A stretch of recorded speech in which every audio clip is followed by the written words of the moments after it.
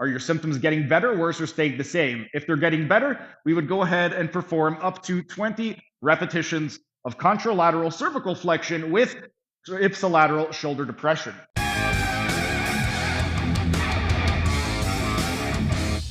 And while we are resting, we are going to continue with our nerve gliding demonstration. And now we're going to be focusing on the brachial plexus. A few days ago, I ended up showing you how to perform the cervical side bend test to test for tension in the brachial plexus. And today, we're going to be taking that assessment and using it and turning it into an exercise to help relieve tension in the brachial plexus. What we would want to do is if you're experiencing any type of radiating pain along the upper limb or any type of tingling, you could go ahead and give this exercise a try. You would want to get into a supine position. And from this position right over here, there are a couple steps.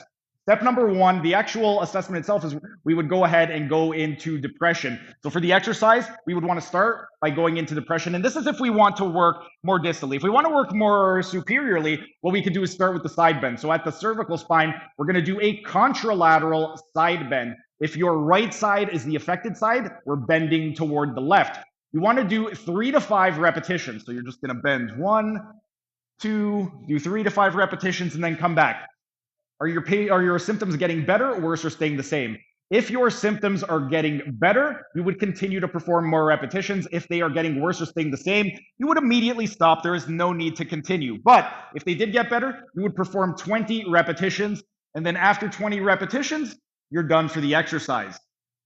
If you wanted to work more distally, what we could do is focus on depression of the shoulder. And we're going to do ipsilateral shoulder depression. So if the right side is affected, we're doing downward or depression of the shoulder on the right side.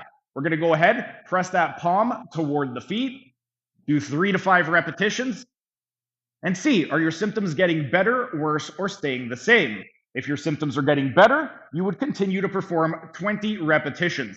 If your symptoms are getting worse or staying the same, stop immediately. There's no need to continue. We don't want to exacerbate your symptoms. That's working distally.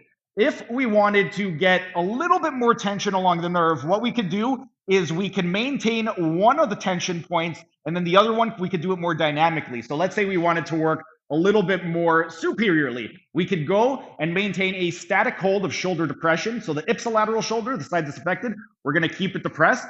And then we're going to do that contralateral flexion. Do 3 repetitions, 3 to 5. Are your symptoms getting better, worse, or staying the same? If they're getting worse or staying the same, immediately stop. If they are getting better, you would go ahead and continue to do 20 repetitions. If we wanted to work a little bit more distally, we would maintain the contralateral side bend, and we would do actively the shoulder depression ipsilaterally. So do 3 to 5 repetitions. Are your symptoms getting better, worse, or staying the same? If your symptoms are getting better, then you could go ahead and perform 20 more repetitions. And then lastly, we could also stretch it from both ends. So what we would do is we could go ahead and we could go into contralateral side bend and ipsilateral depression at the same time. So we would shrug up and bend and then go in the opposite direction. Do 3 to 5 repetitions. Are your symptoms getting better, worse, or staying the same? If they're getting better, we would go ahead and perform up to 20 repetitions of contralateral cervical flexion with ipsilateral shoulder depression.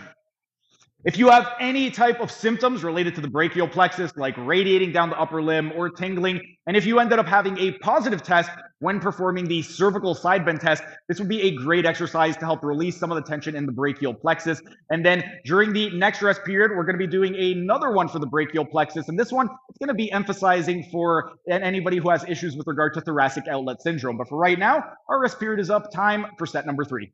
That was just a tiny taste of what can be found in my members only section. If you enjoyed it, become a member for only $5 a month to get access to hundreds of member only videos.